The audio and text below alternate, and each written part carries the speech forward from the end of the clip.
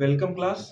हम सभी पढ़ रहे थे द लास्ट लेसन और अभी तक हमने लास्ट लेसन के शॉर्ट आंसर टाइप क्वेश्चन को पढ़ा है। देखिए अभी तक हमने शॉर्ट आंसर टाइप के साथ साथ हिंदी एक्सप्लेनेशन को भी पढ़ लिया है और आज बारी है लॉन्ग आंसर टाइप क्वेश्चंस की। तो देखिए लॉन्ग आंसर टाइप क्वेश्चन वास्तव में ये लगभग 80 से 100 शब्दों में या 80 शब्दों में ही लिखे जाते हैं। तो देखिए लॉन्ग आंसर टाइप में हम देखते हैं अपना पहला क्वेश्चन। क्वेश्चन नंबर 1 है, why was French running towards the school that day. उस दिन फ्रेंच स्कूल भाग करके क्यों जा रहा था। जब आपने इस कहानी को पढ़ा होगा, जब आपने इसे पढ़ा होगा तो आपको मालूम चला होगा कि शुरू में ही बताता है कि फ्रेंच स्कूल जाने के लिए काफी लेट हो गया था और यही कारण था कि वो भाग करके जा रहा था। तो आइए इसका उत्तर देख लेते हैं। French running towards the school, French भाग रहा था स्कूल की तरफ। दैट डे, उस दिन। बिकॉज, क्योंकि he started school very late, वह स्कूल बहुत ही देरी से जाना प्रारंभ किया। He started school very late, वह स्कूल जाना बहुत ही देर से प्रारंभ किया। दैट मॉर्निंग, उस सुबह वह स्कूल जाने से बहुत ही लेट हो गया था, बहुत देरी से जाना प्रारंभ किया। And he was in great fear of scolding, और उसे डांटे जाने का भय भी था। क्या, ठीक है, उसे डांटे जाने का भय भी था। देखिए वास्तव में डांटे जाने का भय है तो बच्चे क्या करते हैं, लेट से जाते हैं। सेम वही फ्रेंच के साथ भी है, वो लेट से जा रहा है और डांटे जाने का भय है उसके पास। स्पेशली, मुख्य रूप से, बिकॉज, क्योंकि M Hamel had said, M Hamel ने कहा था, that he would question him, कि वह उससे प्रश्न पूछेंगे, ऑन पार्टिसिपल्स, पार्टिसिपल्स के ऊपर। पार्टिसिपल्स के बारे में एम हेमिल उससे प्रश्न पूछेंगे। And he did not know, और वह नहीं जानता है, the first word of participle, participle के प्रथम शब्द को ही वह नहीं जानता है।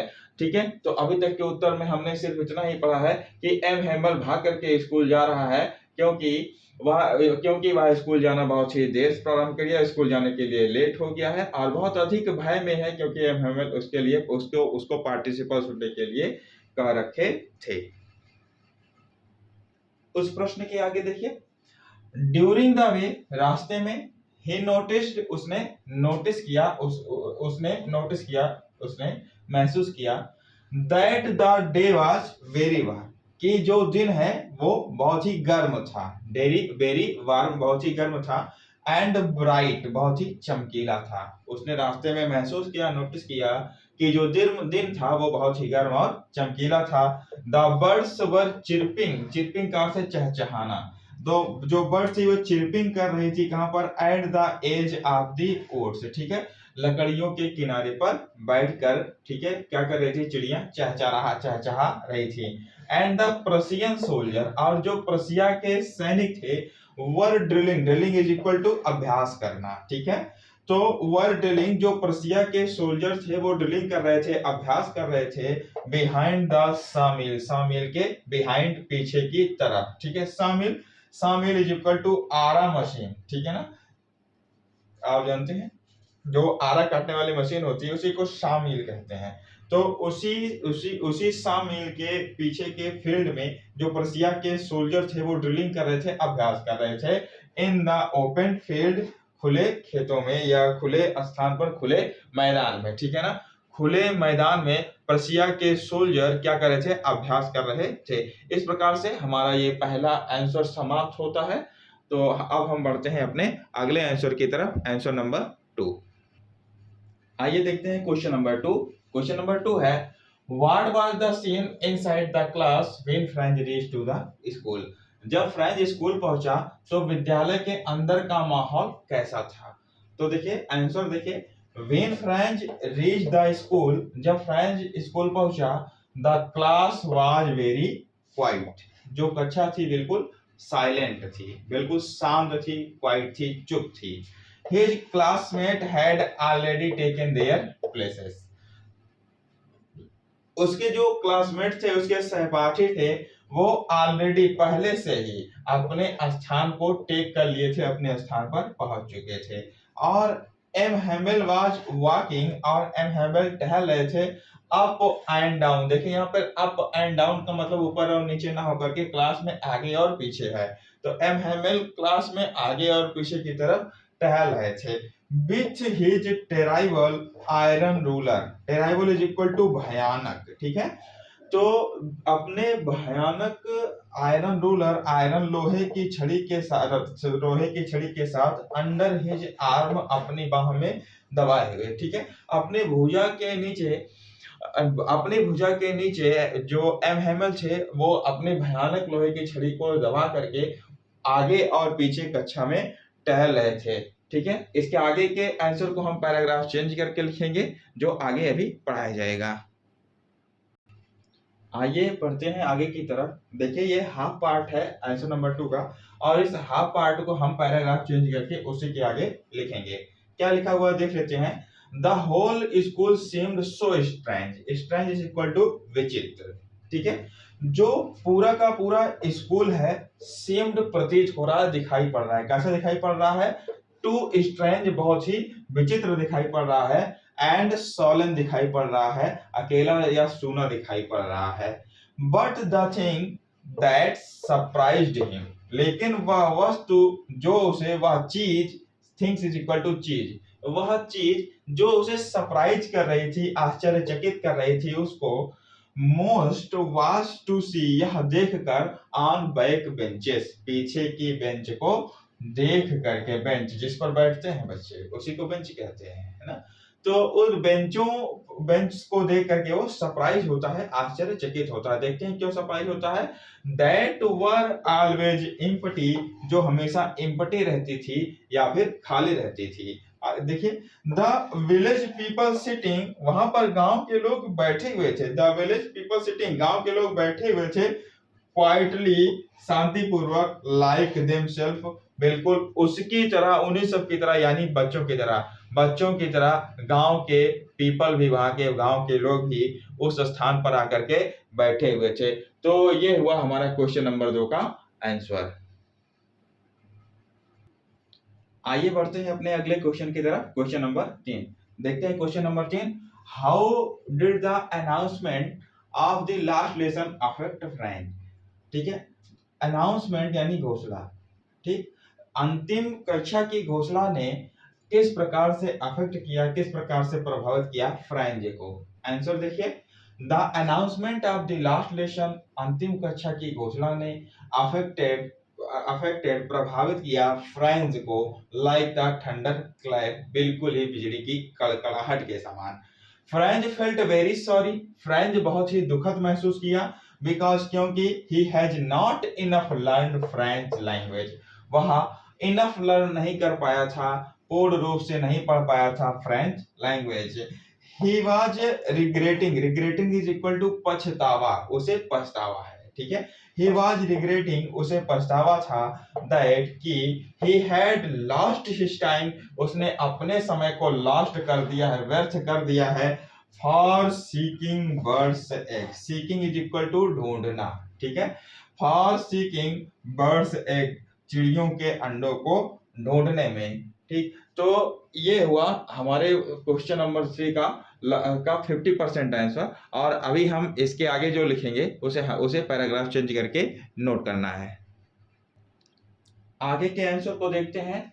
His books become old friend, जो उसकी किताबें थी अब उसकी पुरानी मित्र हो गई थी। Home he could not give up, जिसे वह गिव अप नहीं करना चाहता था, त्यागना नहीं चाहता था, ठीक है। His books become old friend, उसकी किताबें अब उसकी पुरानी मित्र बन गई थी। Home he could not give up, जिसको वह त्यागना नहीं चाहता था। ही फॉरगेट इज इक्वल टू भूल जाना, ठीक है। ही फॉरगेट, वह भूल गया था, ऑल अबाउट द रूलर, पूरी की पूरी बातें छड़ी के बारे में, एंड क्रैंकी, ठीक है। क्रैंकी इज इक्वल टू चिड़चिड़ा स्वभाव, and cranky behaviour of M Hamel, M Hamel के चिड़चिड़े स्वभाव के बारे में वो भूल गया था। तो इन सभी के बारे में वो भूल गया था, और वो सोच रहा था कि अंतिम कक्षा में वह अधिक से अधिक पढ़ ले। बढ़ते हैं अपने अगले क्वेश्चन की तरफ। Question number 4 In which way did M. Hamel blamed himself and other for the negligence of study of French language? In which way, किस प्रकार से एम हैमेल ब्लेम करते हैं, जिम्मेदार ठहराते हैं स्वयं को और अदर्स को, ठीक है, पढ़ाई में दयनीय स्थिति के लिए, फ्रेंच लैंग्वेज के नेग्लिजेंस के लिए, इग्नोर करने के लिए, नजरअंदाज करने के लिए किस प्रकार से स्वयं को और बाकी सभी को जिम्मेदार ठहराते हैं। देखते देखते हैं, उत्तर की तरफ बढ़ते हैं। एम हैमेल ब्लेम्ड करते हैं, जिम्मेदार ठहराते हैं, हिमसेल्फ स्वयं को, एंड अदर और बाकी सभी को, for the negligence of the study पढ़ाई में नेग्लिजेंस करने के लिए, नजरअंदाज करने के लिए, ऑफ फ्रेंच लैंग्वेज फ्रेंच भाषा को। बिकॉज क्योंकि M Hamel himself send Franz, M Hamel स्वयं ही फ्रेंच को भेजते थे, to water in his flower और पुष्प के पौधों में पानी डालने के लिए, अपने लगाए हुए पुष्प के पौधों में पानी डालने के लिए, इंस्टेड ऑफ लर्निंग पढ़ाने के बजाय वो कहाँ भेज देते थे, वो फ्रेंच को भेज देते थे पौधों में पानी डालने के लिए। He also gave French a holiday. वो क्या करते थे, फ्रेंच को छुट्टी भी दे दिया करते थे। कब छुट्टी दे दिया करते थे? Whenever he wanted, जब वो चाहते थे, go to fishing, मछली पकड़ना। जब वो मछली पकड़ने के लिए जाता था, या एमएमएल जब मछली पकड़ने के लिए जाते थे, तब भी क्या करते थे, तब भी वो फ्रेंच को एक हॉलीडे प्रदान कर देते थे, एक छुट्टी प्रदान कर देते थे। आगे देखते हैं एम हैमेल ने किस किस को जिम्मेदार ठहराया। देखिए, इस भाग को पैराग्राफ चेंज करके लिखेंगे। M Hamel also blamed, M Hamel ने और जिम्मेदार ठहराया, हिज पेरेंट्स, किसको फ्रेंच के पेरेंट्स को, फ्रेंच के अभिभावक को, माता पिता को। बिकॉज क्योंकि दे वांटेड, वह चाहते थे, हिम उसको, to work from a farm, वो क्या करे, फार्म में कार्य करे, ठीक है ना, और मिल में कार्य करे, या फिर फार्म में कार्य करे, या फिर मिल में। क्यों कार्य करे? टू अर्न लिटिल मनी, और जाकर के थोड़ा बहुत धन कमाए, पैसा कमाए, ठीक है। वो चाहते थे, उसके अभिभावक चाहते थे कि वो फार्म या उसी मिल में कार्य करके क्या करे, पैसे को कमाए। और आगे देखिए, Franz himself did not want to go school, Franz स्वयं भी स्कूल नहीं जाना चाहता था, बट एंजॉय द डे, और वो क्या करना चाहता था, वो अपने दिन को एंजॉय करना चाहता था। और वो देखिए अपना दिन कहाँ व्यर्थ कर देता था, चिड़ियों के अंडों को ढूंढने में व्यर्थ कर देता था, झूला झूलने में व्यर्थ कर देता था, बाकी बहुत सारी जगहों पर वो क्या करता था, घूमता फिरता रहता था, लेकिन स्कूल नहीं जाता था। आइए बढ़ते हैं अपने अंतिम और 5वें क्वेश्चन की तरफ। देखिए, What happened, क्या हुआ, at last, अंत में क्या हुआ, How did M. Hamel last the class, M. Hamel ने कक्षा का अंत कैसे किया, last is equal to अंत, ठीक है। M. Hamel ने कक्षा का अंत कैसे किया, आंसर देखिए, at the last, अंत में, it was silent, सभी चीजें बिल्कुल शांत थी, स्थिर थी, around the class, कक्षा के चारों ओर सारी चीजें स्थिर थी, बिल्कुल शांत थी। M Hamel explaining everything, M Hamel सभी चीजों को एक्सप्लेन कर रहे थे, व्याख्यान्वित कर रहे थे, बता रहे थे, विथ वेरी पेशेंटली, बहुत ही धैर्यपूर्वक, ठीक है, पेशेंटली इज इक्वल टू धैर्यपूर्वक, ठीक है, बहुत ही धैर्यपूर्वक एम हैमेल सभी चीजों को बता रहे थे। ही वाज गेजिंग का अर्थ है निहारना, ठीक है, वह सभी चीजों को निहार रहे थे, ध्यान से देख रहे थे, एवरीथिंग सभी चीजों को, and wanted to fix them, और चाहते थे कि वे उन सभी को फिक्स कर लें, इन हिज माइंड, अपने मस्तिष्क में जो चीजें जैसी दिख रही हैं, उन सभी चीजों को बिल्कुल वैसे ही अपने मस्तिष्क में बसा लें, ठीक है।